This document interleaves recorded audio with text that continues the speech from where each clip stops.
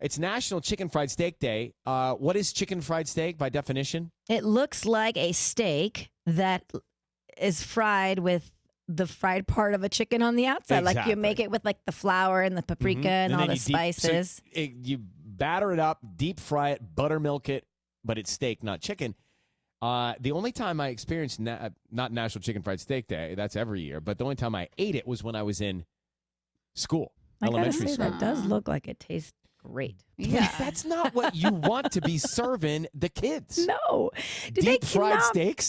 They do not serve that anymore, do they? I think they do. Well, I think they do. What do you think a chicken tender is?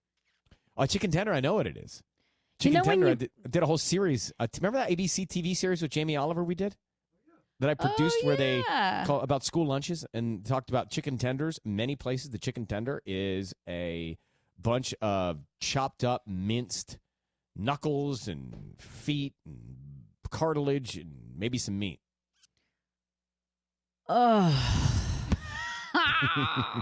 That's what you should be saying. I had 8 of them on Sunday. You had 8 chicken tenders? Yeah. Tenders or nuggets? Sorry, there's a difference. I think the nuggets are the ones with all the things. Yeah, I think the tenders a little bit more chicken. Tenders are supposed to be a little more tender, yeah. Yeah, okay. But the nuggets, those are the nuggets have all the parts in them. Right. Okay. Guys, I want to get your take on this because I found this to be one of the more interesting things that I read overnight. There's a new way of boarding flights when it comes to flying. Now, normally when you board, standard operating procedure is they board from the back to the front so that you can sort of file in. Problem is, while people are getting to the window or the aisle, they're in the aisle, they're crawling over people, they're putting their things in the overhead.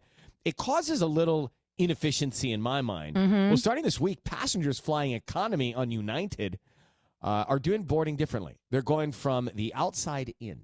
So, for example, you will be asked to board first if you have a window seat. So all the window seats, get in your seats. All right, so you're on the bookends. Then the aisle seats, come on aisle seats, all you guys, nobody's crawling over anybody. And now the middle seats, the aisle seats. So the middle, and then the aisle. So it'll be window, middle, aisle. Nobody's to crawl over anybody. I think it's going to save time. And I want everyone's opinion on it. I'm for it. I like the boarding from the window to the mid to the aisle for efficiency. I think it'll cut down on turnaround time for flights. United's trying this.